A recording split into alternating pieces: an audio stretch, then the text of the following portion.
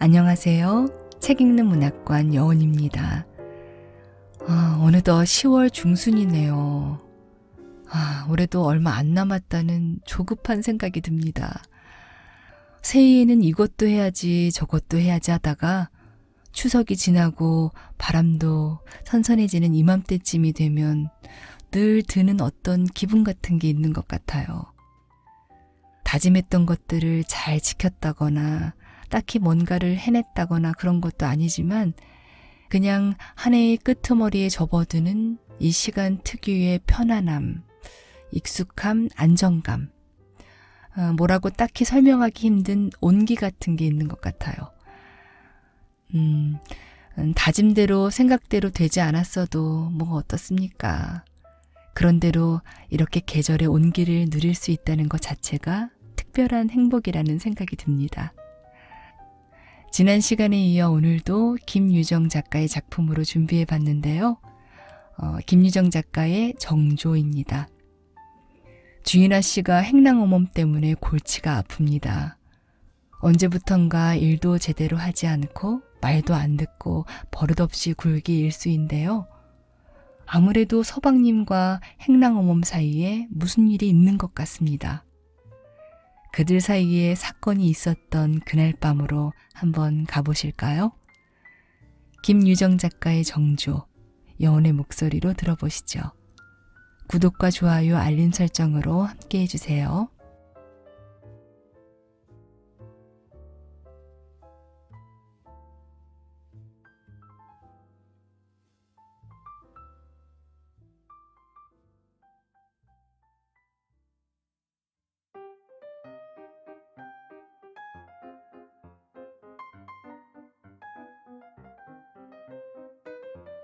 정조, 김유정.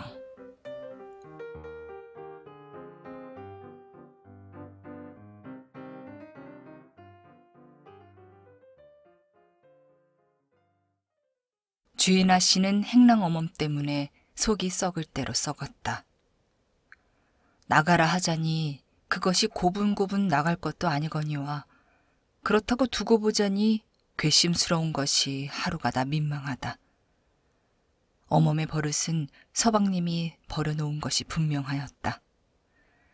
아쉬는 아직 이불 속에 들어있는 남편 앞에 도사리고 앉아서는 아침마다 졸랐다.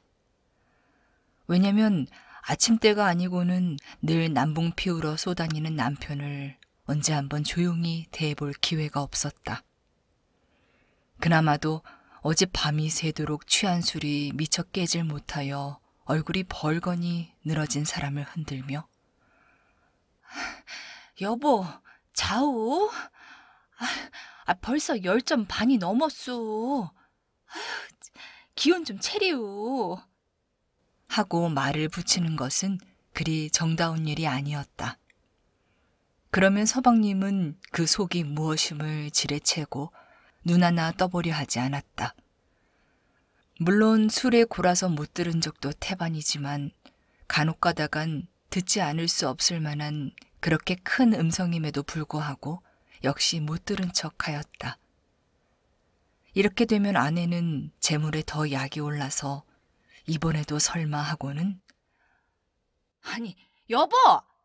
일을 저질러 놨으면 당신이 어떻게 처치를 하든지 해야지 않소? 글쎄 관두어. 다 듣기 싫으니. 하고 그제야 어리눕는 소리로 눈살을 찌푸리다가 듣기 싫으면 어떡하오? 그 꼴은 눈어리가 씌어서 두고 볼 수가 없으니 일이나 하면 했지. 그래 주인을 소나기에 넣고 휘두르려는 이따위 행랑 것도 있단 말이오? 글쎄 듣기 싫어. 이렇게 된통 호령은 하였으나 원체 뒤가 딸리고 보니 슬쩍 돌리고 어여나가 아침이라 차려오. 난 세상 없어도 어떻게 할 수 없으니 당신이 내쫓든지 치갈하든지 하고 말끝이 고만 살며시 뒤둥그려지며 어쩌자고 글쎄 행랑걸. 주둥아리 좀 못 닥쳐? 여기에서 드디어 남편은 열병든 사람처럼 벌떡 일어나 앉지 않을 수가 없었다. 그와 동시에 놋재떨이가 공중을 날아와 벽에 부딪히고 떨어지며 쟁그렁하고 요란스러운 소리를 낸다. 이렇게까지 하지 않으면 서방님은 머리에 떠오르는 그 징글징글한 기억을 어떻게 털어버릴 도리가 없는 것이다. 하기는 아내를 더 짓거리게 하였다가는 그 입에서 무슨 소리가 나올지 모르니 겁도 나거니와 만일에 행랑어멈이 미닫이 밖에서 엿듣고 섰다가 이 기맥을 눈치챈다면 그는 더욱 우자스러운 저의 몸을 발견함에 틀림없을 것이다. 아내가 밖으로 나간 뒤 서방님은 멀뚱히 앉아서 쓴 침을 한번 삼키려 하였으나 그것도 잘 넘어가질 않는다. 수전증 들린 손으로 머리맡에 냉수를 쭉 들이켜고는 이불 속으로 들어가 다시 눈을 감아보려 한다. 잠이 들면 불쾌한 생각이 좀 덜어질 듯 싶어서이다. 그러나 눈만 뽀송뽀송할 뿐 아니라 감은 눈 속으로 온갖 잡귀가 다 나타난다. 머리를 풀어헤치고 손톱을 길게 느린 거지 귀신, 뿔돋친 사자 귀신, 치렁치렁한 꼬리를 흐저으며 깔깔거리는 여우 귀신, 그 중에 어떤 것은 한짝 눈깔이 물커졌건만 그래도 좋다고 아양을 부리며 아유 서방님 하고 달려들면 이번에는 다리팔 없는 오뚜기 귀신이 저쪽에 올룽이 앉아서 요 녀석 하고 눈을 똑바로 뜬다. 이것들이 모양은 다르다 할지라도 원바탕은 한바탕이리라. 이 망할 년들. 서방님은 진저리를 치며 벌떡 일어나 앉아서는 권련에 불을 붙인다. 등줄기가 선뜩하며 식은땀이 흥건히 내솟았다. 그것도 좋으련만 부엌에서는 그릇 깨지는 소리와 함께 아내가 악을 쓰는 걸 보면 행랑어멈과 또 말씨단이 되는 듯 싶다. 무슨 일인지 자세히는 알 수 없으나 자넨 그래 개 다니나? 하니까 전 빨리 다니지 못해요 하고 행랑어멈의 대퉁스러운 그 대답. 서방님도 행랑어멈의 음성만 들어도 몸서리를 치며 사지가 졸아드는 듯하였다. 그리고 내 뭘 보고 그랬던가. 검붉은 그 얼굴, 푸르딩딩하고 거칠한 그 입살. 그건 그렇다 하고 찝찝한 짠지 냄새가 휙 끼치는, 그리고 생후 목물 한 번도 못 해봤을 듯 싶은 때꼽 낀 그 몸뚱어리는 추해. 내 뭘 보고. 술이다, 술. 분명히 술의 작용이었다. 하고 또다시 애꿎은 술만 탓하지 않을 수 없다. 아무리 생각을 안 하려 하여도 그날 밤 지냈던 일이, 추악한 그 일이 저절로 머릿속에서 빙글빙글 도는 것이다. 과연 새벽녘 집에 다다랐을 때쯤 하여서는 하늘 땅이 움직이도록 술이 잠뿍 올랐다. 택시에서 내려 엎어지고 다시 일어나다가 옆집 돌담에 부딪혀 면상을 깐 것만 보아도 취한 것이 확실하였다. 그러나 대문을 열어주고 눈을 비비고 섰는 어멈더러 왔나? 안지가 않았어요. 아마 며칠 묵어서 올 모양인가 봐요. 그제야 안심하고 그 허리를 콱 부둥켜 안고 행랑방으로 들어간 걸 보면 전혀 정신이 없던 것도 아니었다. 왜냐면 아침나절 아범이 들어와 저 살던 고향에 좀 다녀오겠다고 인사를 하고 나간 것을 정말 취한 사람이면 생각해냈을 리 있겠는가. 허나 연애 행실이 더 고약했는지도 모른다. 전일부터 맥없이 빙글빙글 웃으며 눈을 째긋이 꼬리를 치던 것은 그만두고라도 방에서 그 알량한 나판떼기를 갖다 비비며 전 서방님하고 살고 싶어요. 웬일인지 전 서방님만 뵈면 괜스레 좋아요.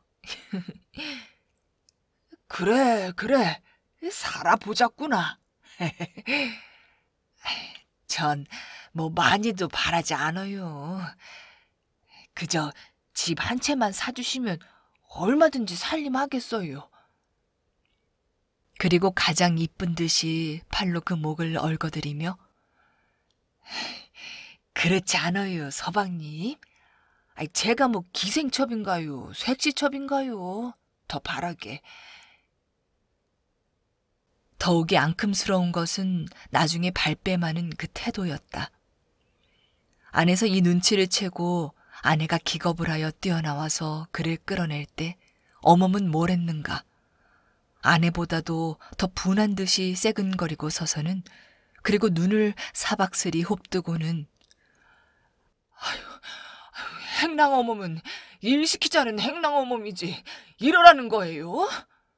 이렇게 바로 호령하지 않았던가. 뿐만 아니라 고대 자기를 보면 괜스레 좋아서 죽겠다던 년이 딴통같이 아범이 없길래 망정이지. 이걸 아범이 안다면 그냥 안 있어요. 없는 사람이라고 너무 업신여기지 마셔요. 물론 이것이 주인 아씨에게 대하여 저희 면목을 세우려는 뜻도 되려니와 하여튼 년도 무던히 앙큼스러운 계집이었다. 그러고 나서도 그 다음날 밤중에는 자기가 대문을 들어서자마자 술 취한 사람을 되는 대로 잡아 끌고서 행랑방으로 들어간 것도 역시 그년이 아니었던가. 하지만 잘 따져보면 모두가 자기의 붉은신한 탓으로 돌릴 수밖에 없고 문지방 하나만 더 넘어서면 곱고 깨끗한 아내가 있으련만 그걸 뭘 보고? 이렇게 생각해 보니 곧 창자가 뒤집힐 듯이 속이 아니 꼽다. 그러나 이미 엎지른 물이니 주워 담을 수도 없는 노릇이고 어째 보려야 어째 볼 엄두조차 나질 않는다. 서방님은 생각다 못하여 할 일 없이 궁한 음성으로 아씨를 넌지시 도로 불러들였다. 그리고 거의 울 듯한 표정으로 여보, 서록 내가 잘못했다 합시다. 이왕 이렇게 되고 난 걸 논하면 뭘 하오? 하고 속 썩는 한숨을 휘두르고는 그렇다고 내가 나서서 나가라 마라 할 면목은 없소. 허니 당신이 날 살리는 셈 치고 그걸 조용히 불러서 돈 10원이나 주어서 나가게 하도록 해보우. 당신이 못 보내는 걸 내 말은 듣겠소? 아씨는 아까 윽박질렀던 안가품으로 이렇게 톡 쏘긴 했으나 만일 친구들에게 이런 걸 발설한다면 내가 이 낯을 들고 문 밖에 못 나설 터이니 당신이 잘 생각해서 해주. 하고 풀이 죽어서 빌붙는 이 마당에는 그년에게 그래 괜히 돈을 준담? 하고 혼자 소리로 쫑알거리고는 밖으로 나오지 않을 수 없다. 더 비위를 긁었다가는 다시 재떨이가 공중을 날 것이고 그러면 집안만 소란할 뿐 외려 더욱 창피한 일이었다. 아씨는 마루 끝에와 웅크리고 앉아서 심부름하는 계집애를 시켜 어미를 부르게 하고 그리고 다시 생각해보니 어멈도 물론 괘씸하거니와 계집이면 덮어놓고 맥을 못 쓰는 남편도 남편이렸다. 그의 번철하는 자기 말고도 수화동에 기생첩을 치가하였고 또는 청진동에 쌀 나무만 대고 드나드는 여학생 첩도 있는 것이다. 꽃같은 계집들이 이렇게 앞에 놓였으련만 무슨 까닭에 행랑 어멈을 그랬는지 그 속을 모르겠고 아휴 그것도 외양이나 잘났음 몰라도 그 상판떼기를 뭘 보고 아 추해 하고 아씨는 자기가 치른 것 같이 매스꺼운 생각이 안 날 수 없었다. 그러나 이런 일이란 언제든지 계집이 먼저 꼬리를 치는 법이었다. 그렇게 생각하면 우선 행랑어멈 인연이 더욱 흉측스러운 굴치라 안 할 수 없었다. 처음 올 적만 해도 시골에서 살다 쫓겨 올라온 지 며칠 안 되는데 방이 없어서 이러고 다닌다고 하며 궁상을 떤 것이 좀 측은히 본 것이 아니었던가. 한편 시골 거라 부려먹기에 힘이 덜 들려니 하고 든 것이 단 열흘도 못 되어 까만 낮바닥에 분때기를 칠한다, 머리에 기름을 바른다, 치마를 외로 돌아입는다 하며 휘두르고 다니는 걸 보니 서울서 달아도 어지간히 달아먹은 계집이었다. 그렇다 치더라도 일을 시켜보면 뒷간까지도 죽어가는 신용으로 하고 하던 것이 행실을 버려놓은 다음부터는 제가 마땅히 해야 할 걸레질까지도 순순히 하려 하질 않는다. 그리고 고기 한 매를 사러 보내도 일부러 주인의 안을 채기 위하여 열나절이나 있다 오는 인연이 아니었던가. 자네 다리는 오금이 붙었나? 아씨가 기가 막혀서 이렇게 꾸중을 하면 저는 세상 없는 일이라도 빨리는 못 다녀요 하고 시퉁그러진 소리로 눈귀가 실룩이 올라가는 인연이 아니었던가. 그나 그뿐이랴. 아씨가 서방님과 어쩌다 같이 자게 되면 시키지도 않으련만 아닌 밤중에 슬며시 들어와서 끓는 고래에다 불을 처지펴서 요를 태우고 알몸을 구워놓는 인연이었다. 그러나 이렇게 생각하면 맞벌이를 한다는 그 남편놈이 더 흉악할지 모른다. 인연의 소견으로는 도저히 애뱉다는 자세로 며칠씩 그대로 자빠져서 내다주는 밥이나 먹고 누웠을 그런 배짱이 못 될 것이다. 아씨가 화가 치밀어서 어멈을 불러들여 자네는 어떻게 된 사람이길래 그리 도도한가? 아프다고 누웠고 애뱉다고 누웠고 졸리다고 누웠고 아니 이러니 대체 일은 누가 할 겐가? 이렇게 눈이 빠지라고 톡톡히 역정을 내었을지 애벤 사람이 어떻게 일을 해요? 아휴 참 별일도. 아씨는 혼몸으로도 일 안 하시지 않아요? 하고 저도 마주대고 눈을 똑바로 뜬 걸 보더라도 제 속에서 우러나온 소리는 아닐 듯 싶다. 순사가 인구조사를 나왔다가 제 성명을 물어도 벌벌 떨며 더듬거리는 인연이 아니었던가. 이렇게 생각하면 아씨는 두 연놈에게 쥐키어 그 농간에 노는 것이 고만 절통하여 그럼 자네가 주인 아씨 대우로 바쳐달란 말인가? 온 별 말씀을 다 하셔요. 아니, 누가 아씨로 바쳐달랬어요? 어멈은 저로도 엄청나게 기가 막힌지 콧등을 한번 싱긋하다가 애벤 사람이 어떻게 몸을 움직이란 말씀이에요? 아씨도 운 심하시지. 아이고, 허니 니놈의 엘뱉길래 밤낮 그렇게 우자스레 대드나? 하고 불같이 고를 팩 내니까 니놈의 애라니요? 아씨도 그렇게 막 말씀하실 게 아니에요. 애가 커서 이 다음에 도련님이 될지 서방님이 될지 사람의 일을 누가 알아요? 하고 저도 모욕이나 당한 듯이 아씨 못지않게 큰 소리로 대들었다. 아씨는 이 말에 가슴뿐만 아니라 온 전신이 고만 뜨끔하였다.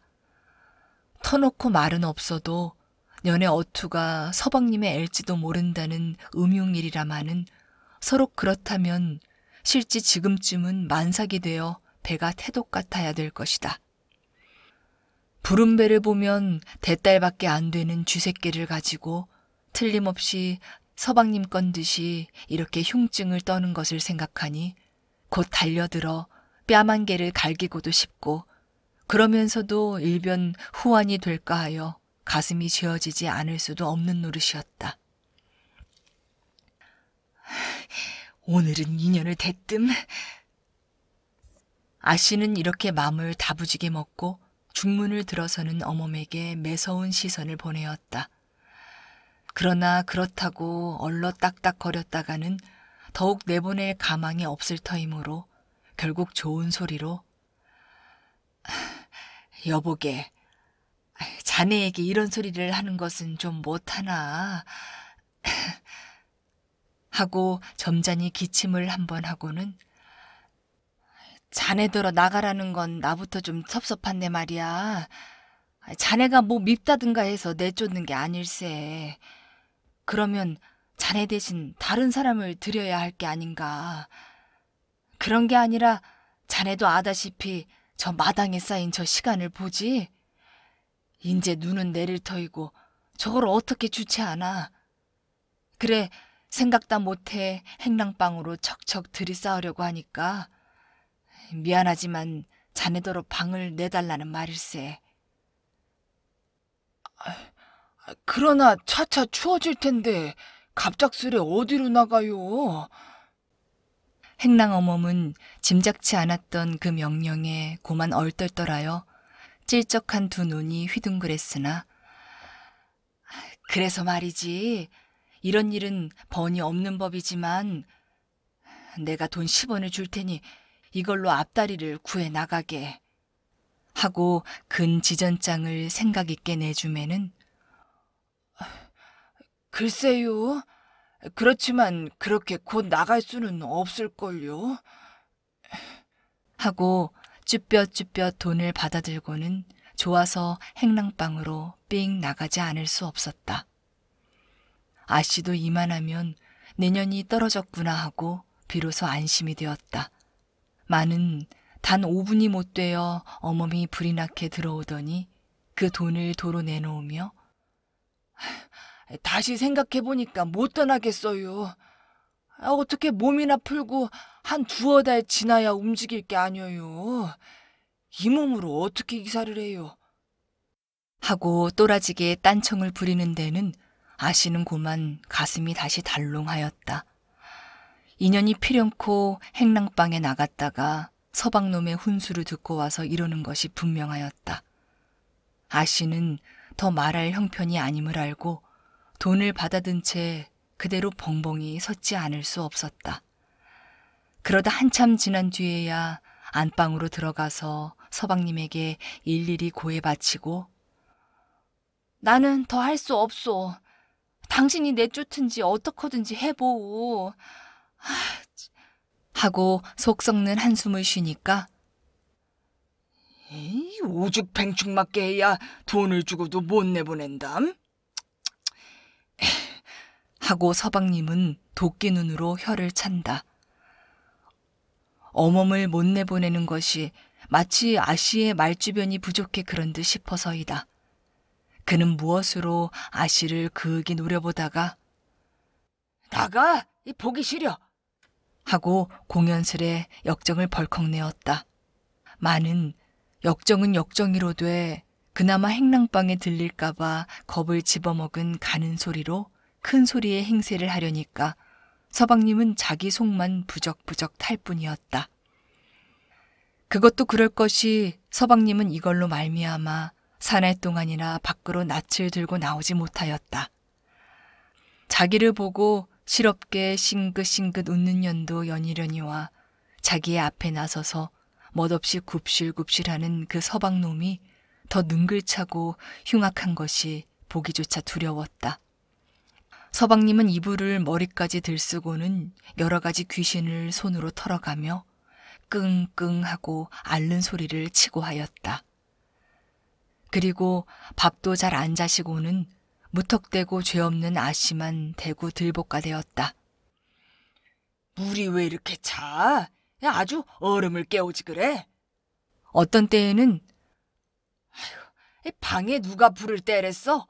끓여 죽일 터이야? 이렇게 까닭물을 불평이 자꾸만 나오기 시작하였다.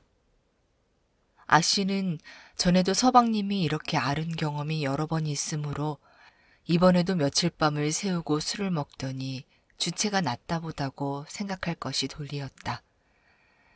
부모가 물려준 재산을 왜 온전히 못 쓰고 저러나 싶어서 딱한 생각은 먹었으나 그래도 서방님의 몸이 축 갈까 염려가 되어 풍로의 약을 쓰고 있노라니까.